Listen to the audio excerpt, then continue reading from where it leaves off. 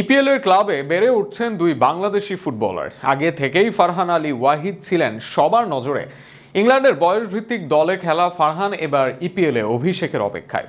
এর সঙ্গে এবার যুক্ত হয়েছেন তরুণ অমিত একদিকে প্রতিভার যেমন ফুলঝুরি দেখাচ্ছেন, অপরদিকে বাংলাদেশের হয়েও খেলার ব্যাপারেও দিচ্ছেন ইঙ্গিত।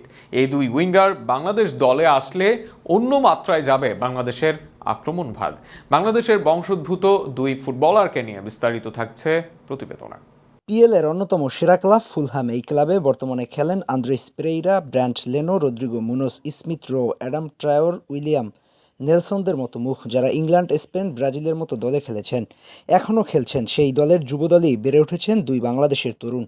উত্তেজনার পারদটা তাই স্বাভাবিকভাবেই বেশি দুইজনকে ঘিরে। সেখানে আগে থেকেই আলোচনায় ছিলেন ফারহান আলী ওয়াহিদ। ইংল্যান্ডের অনূর্ধ্ব-15 দলে খেলেছেন চেলসি একাডেমির মতো একাডেমিতে।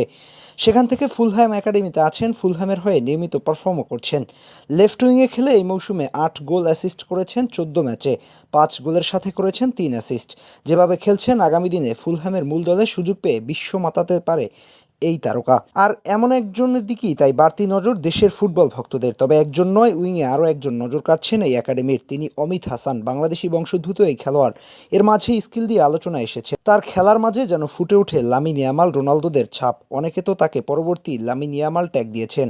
গতির সাথে টাইট স্পিডের ড্রিবলিং, সিদ্ধান্ত নেওয়া, শুটিং, লং বল, এই বয়সেই যেন আদর্শ এক উইঙ্গার অমিত আরও একদিকে দেশের মানুষকে আশা দেখাচ্ছেন। বাংলাদেশের ভক্তদের ভালোবাসা গায়ে লেগেছে এই কিশোরের। এর মাঝে বাংলাদেশের হয়ে খেলার ইঙ্গিত দিয়েছেন। সাম্প্রতিক সময় ইনস্টাগ্রামে এই পোস্ট দেন অমিত। সেখানে তাকে বাংলাদেশে থিমের গার্ড ব্যবহার করতে দেখা যায়। এছাড়া নিজের প্রোফাইলে একমাত্র বাংলাদেশের পতাকাই দিয়েছেন অমিত। অর্থাৎ বাংলাদেশের হয়ে খেলার ব্যাপারে যে তার আগ্রহ আছে সেটা দেখিয়েছেন আবারও। হামজা এসেছেন, এর মাঝে দেশের জার্সিতে অভিষেকও হয়েছে। সামিত সোম ও কিউবা মিচেলের লাল সবুজের জার্সিতে অভিষেকের অপেক্ষায়। এই তিনে মাঠ হয়েছে এশিয়ান মানের। কিন্তু আক্রমণ ভাগে যেন ঘাটতি দলের। ফাহমিদুলকে নিয়ে অনেকে আলাপ হলেও পাইপলাইনে নেই তেমন খেলোয়াড়। আর সেখানেই সমাধান হতে পারে বাংলাদেশি দুই বংশোদ্ভূত খেলোয়াড়। সেটাও আবার একই ক্লাবে বেড়ে ওঠা দুই খেলোয়াড়। এবার দেখা যাক আগামী দিনে কেমন করে এই দুজন।